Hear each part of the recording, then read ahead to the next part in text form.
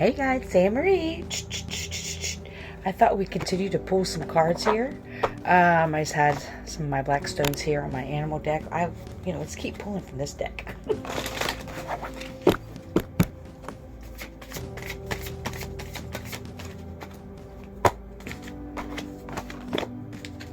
I'll be damned. I mean, I just love spirit, don't you? Frog, transition. This is a powerful time of change. You are being called to connect with the world of emotions and feminine energies. You may also need to engage in a process of cleansing, whether it's physical, emotional, spiritually, or energetically. Hawk, spirituality. Fly above and beyond your day-to-day thoughts to observe them from a bird's eye view. I always say that. Quieting the mind and detaching from your thought patterns put you in a better position to take in messages. Excuse me. Take in messages from your spirit guides.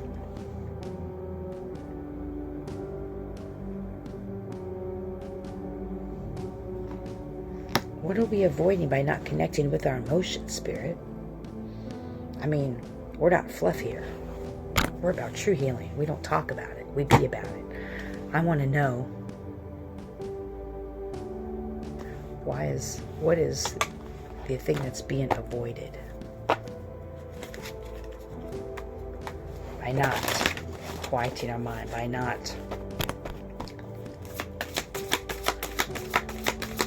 being attached to these emotions. What are we?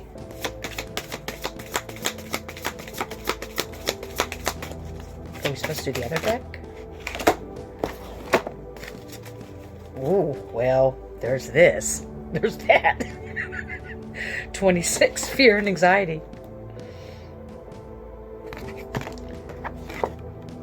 12, planning, destiny. You have a lot of fear and anxiety around the future.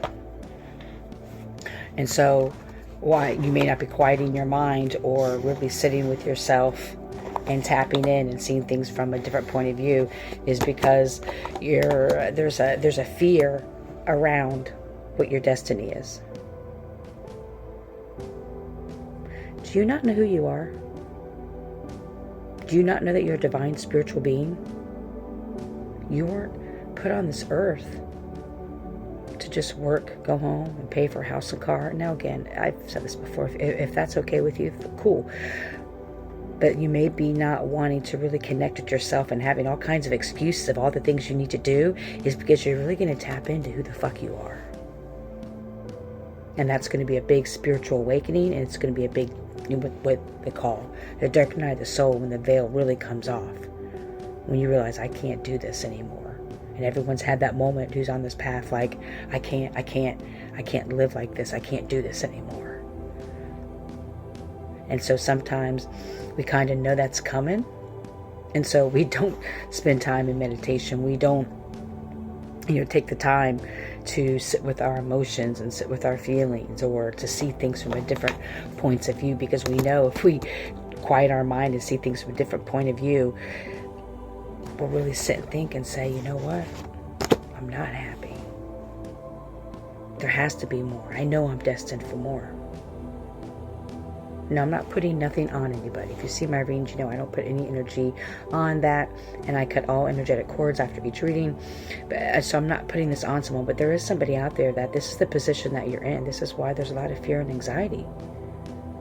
You may have all kinds of reasons, so many things to do day to day, and not saying you don't, but you're using those reasons or excuses. If we're going to trigger, let's just go all the way in. Let's go hard, okay?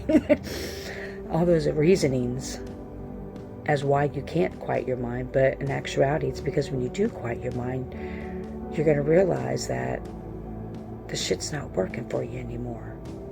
But what does that look like? What does that mean? That can mean so much.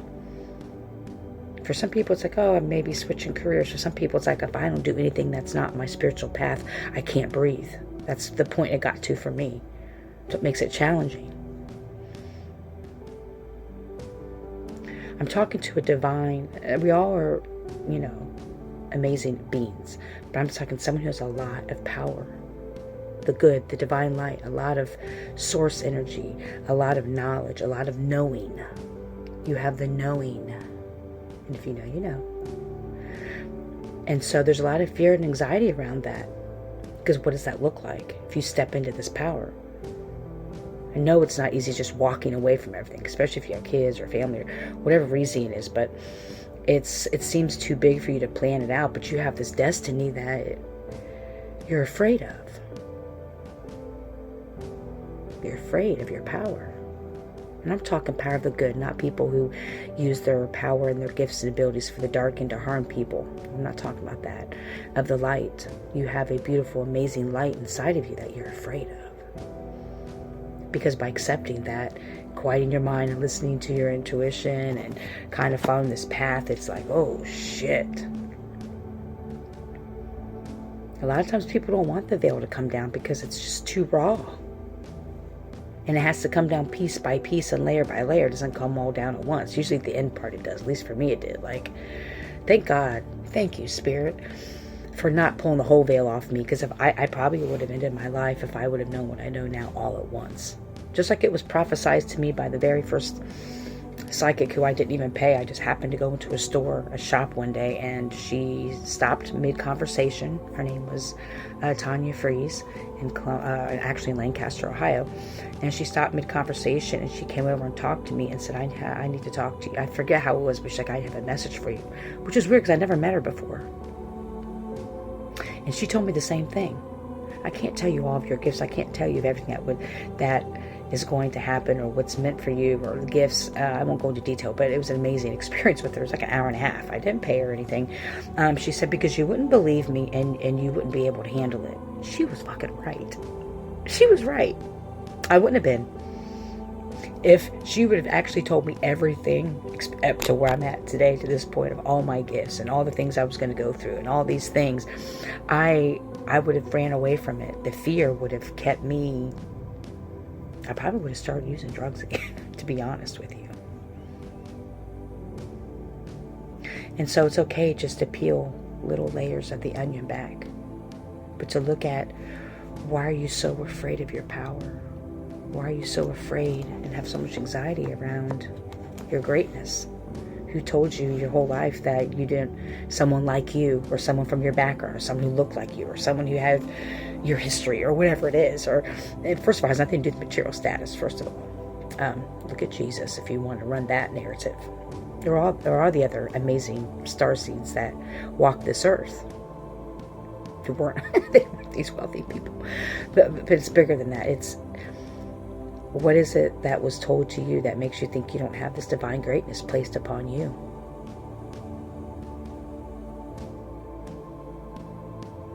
What are you afraid of? Are you afraid of rejection? Are you afraid of people laughing at you? Are you afraid of people thinking you're crazy? I mean, they already kind of do. Not to be funny, but whose life are you living for? Are you living for other people? And if that's okay with you, fine, but that's where this fear and anxiety is coming from. You're not seeing things from a bird's eye view. You're seeing it from narratives and perspectives and projections, and all these things have been placed upon you that have kept you,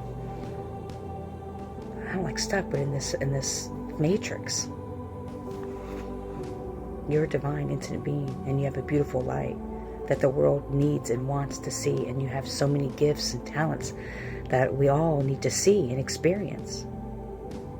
The more of us that are here shining our light unapologetically, the more we can heal and grow and expand and connect with each other. So we don't feel alone. So we don't feel like it's crazy or whatever. Yeah, there's a big transition coming for you soon. Are you going to continue to live in fear and anxiety? Are you going to fight the flow?